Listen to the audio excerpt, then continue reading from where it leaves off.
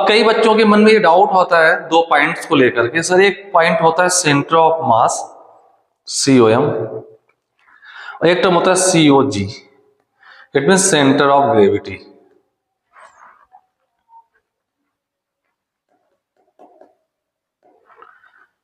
आखिर इसमें क्या डिफरेंस है?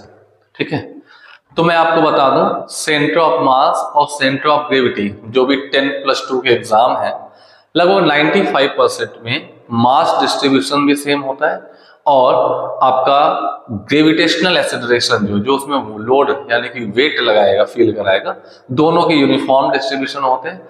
तो 95% केसेस ऐसे आपको मिलेंगे जहां पे centre of mass he centre of gravity होगा। वैसे मैं यहाँ आपको समझा देता हूँ सेंटर ऑफ ग्रेविटी होता क्या है। तो सेंटर ऑफ ग्रेविटी की अगर मैं आपकी बात करूं तो centre of gravity is that point at which total gravitational force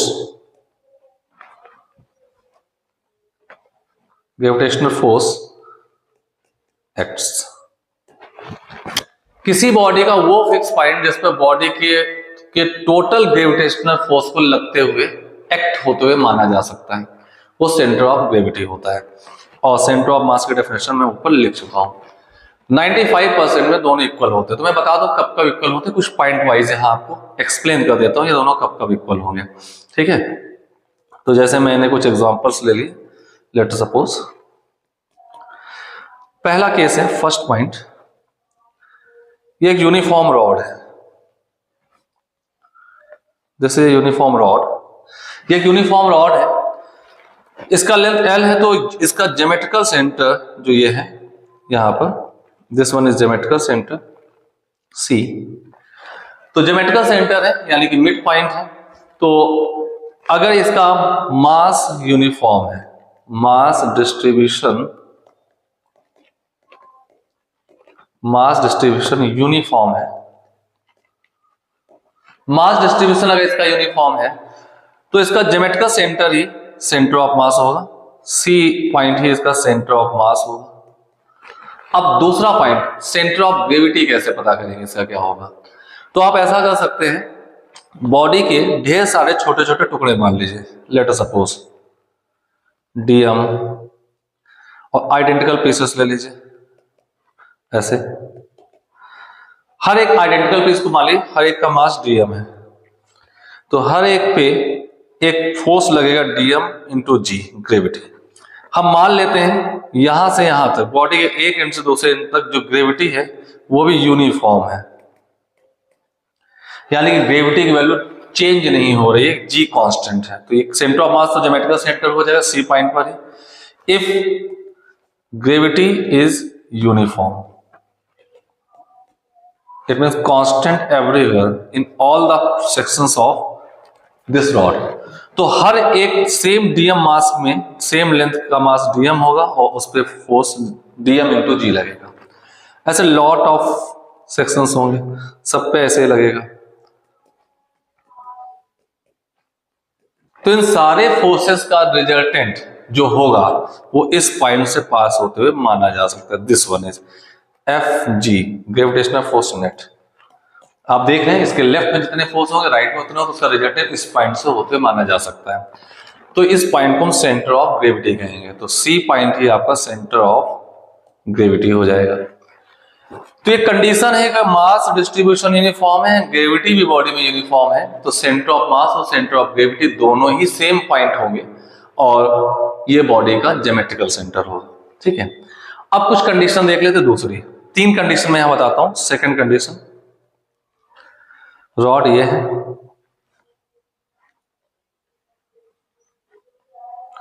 ठीक है, अब यहां से यहां तक मास इंक्रीज हो रहा है, मास इंक्रीज हो रहा है, यानी कि अगर मैं देखूं तो यहां पे कुछ सेक्शंस ले लूं, ये आपके पास dx लेंथ का मास है, तो यहां पे DM इंटू G होगा। लगातार हर अगले सेक्शन का मास बढ़ रहा है तो फोर्स बढ़ता चला जाएगा, फोर्स लगातार बढ़ता चला, तो ये ग्रेविटेशनल फोर्स है। तो सेम लेंथ का मास जो होगा वो कुछ बढ़ता चला, इसको dm1 कहते हैं, dm2 कहते हैं। तो सेम सेक्शंस लेंगे, उनके मास बढ़ते चले जाएंगे, तो उस पर ग्रेविटेशनल फोर्स बढ़ता चला जाए। तो अब आप क्लियर है, यहाँ पे इस एंड पे मास सबसे कम है, सेम लेंथ पे, यानी लीनियर मास डेंसिटी लैम्डा जो है इंक्रीज हो रहा है। मास ना कहिए, लीनियर मास डेंसिटी कह दीजिए, लैम्डा इंक्रीज हो रहा है।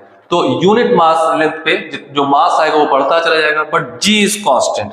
पूरे में जी जो है वो कांस्टेंट है, पूरे में जी कांस्टेंट है। तो आप देखेंगे जी कांस्टेंट है, but linear mass density increase हुई है। तो आप देखेंगे ये पहले सेक्शन में सबसे कम फोर्स होगा, लास्ट वाले में लीनियर मास डेंसिटी ज्यादा है, तो सबसे बड़ा ग्रेविटेशनल फोर्स लगेगा। तो आप देखें ढेर सारे फोर्स है, छोटे से बड़े तक, तो इनका रिजल्टेंट टॉप मिड पॉइंट पे नहीं आना, इनका रिजल्टेंट कहीं ना कहीं हैवी फोर्स के पास होगा। आपको पता है किसी बॉडी में कई फोर्स लग रहे हैं, तो उनका रिजल्टेंट हैवी फोर्स यानी जिसका मैग्नीट्यूड ज्यादा होता है उसके पास से हो जाता है। तो अब यहां कहीं ये पॉइंट इसका सी था, इसको हटा के यहां मैंने एक पॉइंट सिलेक्ट कर लिया, दिस वन, ये।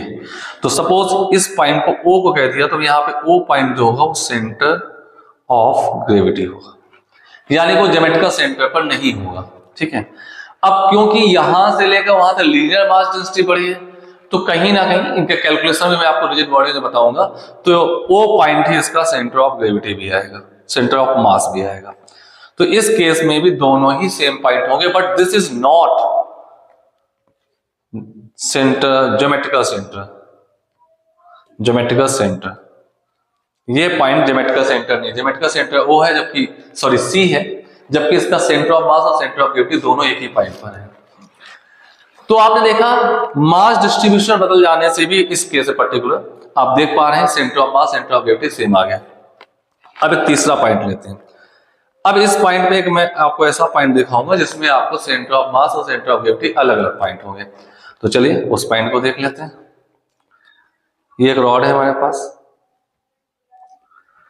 यहां से यहां तक जी इंक्रीज कर गया, रॉड के एक एंड से दूसरे एंड तक जाते जाते जी की वैल्यू बढ़ गई, बट मास यानी कि लेम्डा इसका था, लेम्डा तो linear mass density, linear mass density constant थी, कांस्टेंट थी। अगर लीनियर मास डेंसिटी कांस्टेंट थी, तो अब यहां पर भी छोटे छोटे पीसेस ले लेते हैं। सपोज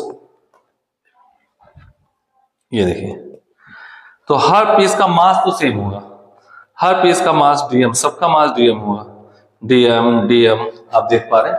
ऊपर जैसे हर पीस का मास डीएम1 डीएम2 डीएम3 और ये डीएमएन लिख देते हैं, कुछ मास अलग अलग था। यहां पे सेम लेंथ के सेम एलिमेंट ले रहे हैं, तो इन सबके मास अभी भी सेम आएंगे, डीएम, इसका भी डीएम, सारे मास सेम आएंगे। तो अगर मास डिस्ट्रीब्यूशन यूनिफॉर्म है यानी कि लीनियर मास डेंसिटी कांस्टेंट है, तो उस केस में जो इसका सी पॉइंट होगा, सी पॉइंट ही आपका सेंटर ऑफ मास बनेगा, यानी कि geometrical centre he centre of मास हो जाएगा। लेकिन अब मैं बात करूं इस पे, हर एलिमेंट के मास सेम है, बट एक एंड से दूसरे तक ग्रेविटी बढ़ती जा रही है। तो अब आप देखेंगे इसका मास फोर्स होगा GM into DM into G1, यहाँ पे ग्रेविटी वैल्यू जी1 होगी, यहाँ पे ग्रेविटी वैल्यू इंक्रीज होगी डीएम इंटू जी2 होगी, ऐसे डीएम इंटू जीएन होगी। तो अब आप देखें पहले यहां पे सबकी ग्रेविटी सेम थी, तो सेम एलिमेंट के मास बढ़ते गए थे, इस कारण से ग्रेविटेशनल फोर्स बढ़ गया था। अब यहां पर सबके मास सेम है, बट ग्रेविटी इंक्रीज होती जा रही है, इससे सबका ग्रेविटेशनल फोर्स अभी भी इंक्रीजिंग ऑर्डर पे गया, कुछ ऐसे चला जाएगा इस टाइप से। इसको और बड़ा बना देते हैं, ठीक है, इस टाइप से। तो अभी भी इनका रिजल्टेंट फोर्स तो मिड पॉइंट पे तो नहीं आएगा, रिजल्टेंट फोर्स कहीं राइट साइड होगा, क्योंकि कई फोर्स जब लगेंगे तो हैवी फोर्स के पास उनका रिजल्टेंट शिफ्ट होगा। तो अब आपके पास ये पॉइंट जो ओ होगा, तो ओ पॉइंट होगा सेंटर ऑफ ग्रेविटी। तो इस केस में देखें both are not same point. तो एकमात्र ऐसा ही केस होता है जिसमें centre of mass centre of gravity अलग होती है, उसमें ग्रेविटी का वेरी होना जरूरी है।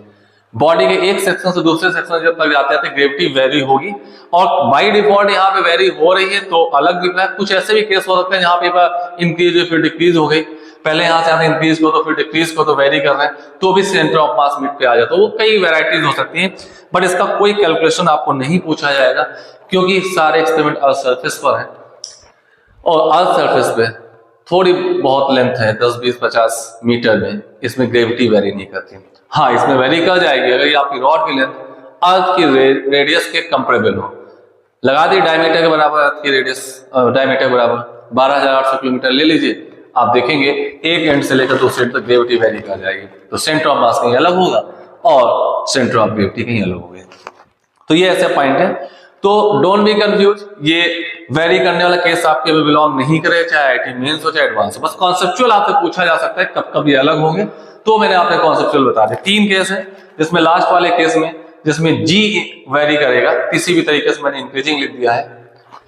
अगर जी वेरी करता है और बॉडी का मास डिस्ट्रीब्यूशन यूनिफॉर्म है या वेरी भी करे, तो उस केस में सेंटर ऑफ मास और सेंटर ऑफ ग्रेविटी अलग अलग पॉइंट हो सकते हैं। मैंने पहले बता दिया है, हो सकते हैं, वो डिपेंड करता है ग्रेविटी का वेरिएशन कैसा है, कई बार सेम भी मिल जाते हैं। तो ये पॉसिबिलिटीज है यहाँ पे कि centre of mass centre of gravity अलग अलग हो सकते हैं। बाकी ऊपर वाले 2 केस में आप देखें, मास भी यूनिफॉर्म है, ग्रेविटी भी यूनिफॉर्म है, तो centre of mass centre of gravity दोनों सेम पॉइंट होंगे, जो कि ज्योमेट्रिकल सेंटर होगा।